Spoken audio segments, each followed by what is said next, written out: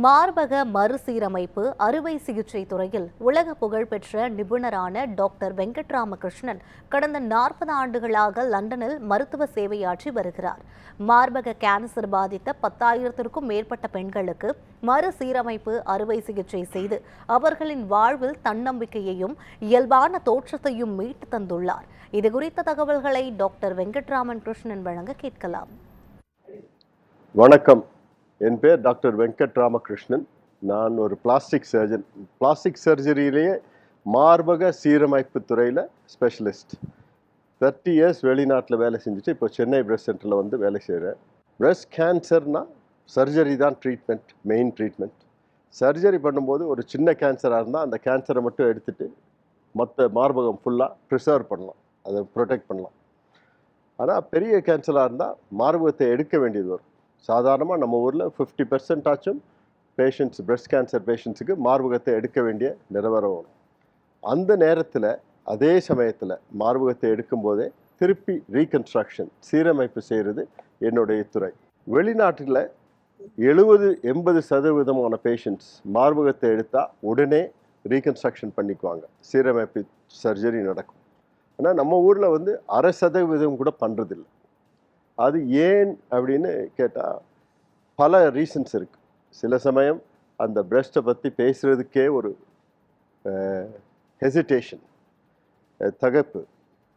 Patients வந்து பேச மாட்டேங்கிறாங்க. அதை பற்றி காஸ்மெட்டிக்னு நினச்சி அதை வந்து ஒரு சின்ன விஷயமாக நினச்சிட்றாங்க. இது வந்து ஒரு ஊனம். பிரஸ்ட்டை எடுத்துட்டா அது ஒரு ஊனம். அந்த ஊனத்தை கரெக்ட் பண்ணுறது காஸ்மெட்டிக் சர்ஜரி இல்லை. காஸ்மெட்டிக் சர்ஜரி வந்து சாதாரண நார்மல் பிரஸ்ட்டை வேறு மாதிரி ஷேப் பண்ணுறது. இது வந்து பிரஸ்ட்டே இல்லாத பிரஸ்ட்டை க்ரியேட் பண்ணுறது. ஸோ இந்த ஒரு மூட நம்பிக்கையினால் பலர் வந்து அதை வந்து கேட்க மாட்டேங்கிறாங்க, அது வேணும் அப்படின்னு. சில சமயம் ஃபேமிலி ப்ரெஷர்ஸ், ஃபைனான்ஷியல் ப்ரெஷர்ஸ், பல ரீசன்ஸ் இருக்குது. எப்படி பார்த்தாலும் அது வந்து ஒரு விழிப்புணர்ச்சி இருந்தால் இன்னும் நிறையா விமன் இந்த மாதிரி சீரமைப்பு சர்ஜரி பண்ணிக்குவாங்க. சீரமைப்பு சர்ஜரிங்கிறது வந்து பல விதமாக பண்ணலாம். இம்ப்ளான்ட் அப்படின்னு, பிரஸ்ட் இம்ப்ளான்ட் அப்படின்னு எடுத்து வச்சு பண்ணலாம். இல்லை வேறு பகுதியிலேருந்து கொழுப்பு, ஃபேட், அப்டமன்லேருந்து, வயிறுலேருந்து, அடிவயிறுலேருந்து ஃபேட் எடுத்து வச்சு பண்ணலாம். இந்த மாதிரி பல விதமான டெக்னிக்ஸ் இருக்குது. இன்றைய நிலவரத்தில் வந்து சீரமைப்பு சர்ஜரி வந்து ரொம்ப சேஃப்டியான ஒரு சர்ஜரி. அந்த சர்ஜரி பண்ணுறதுனால கேன்சர் கண்டுபிடிக்க முடியாது அப்படின்லாம் ஒன்றும் இல்லை. எல்லா விதமான டெஸ்ட்டும் பண்ணலாம் சீரமைப்பு சர்ஜரி பண்ணப்புறம். சில சமயம் மார்பகத்தை எடுத்துட்டாங்கன்னா புற்றுநோய் அதே இடத்துல வர்றது மறைச்சிருமா கேன்சர் ரீகன்ஸ்ட்ரக்ஷன் பண்ணால் அப்படின்னு ஒரு இது இருக்குது.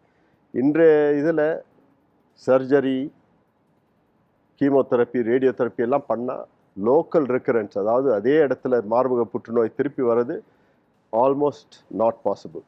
ஸோ அதனால் இந்த மாதிரி மூட நம்பிக்கையெல்லாம் தேவையில்லை.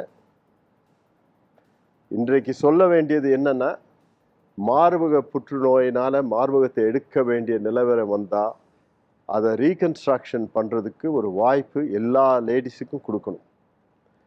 அப்படி ஒரு நிர்பந்தம் இருந்தால் அந்த லேடிஸ் வந்து கேட்கணும், சர்ஜன்கிட்ட கேட்கணும், இதை பற்றி பேசலாம். அது பண்ணிக்கணும்னு அவசியம் இல்லை, அதை பற்றியாச்சும் தெரியணும். ஏன்னா மார்பகம் இல்லாமல் இருக்கிற ஊனம் வந்து கோஸ்ட் டிஃபிகல்ட். நிறைய பேர் மனநிலை அதை அஃபெக்ட் ஆகுது. அந்த நேரத்தில் கேன்சர் தான் முக்கியம். அதுக்கப்புறம் கேன்சர் க்யூர் ஆகி இன்னும் 30-40 வருஷம் லைஃப் லீட் பண்ணோன்னா அந்த நேரத்தில் வந்து அந்த ஊனம் வந்து ஒரு பெரிய ப்ராப்ளம் ஆகிடும்.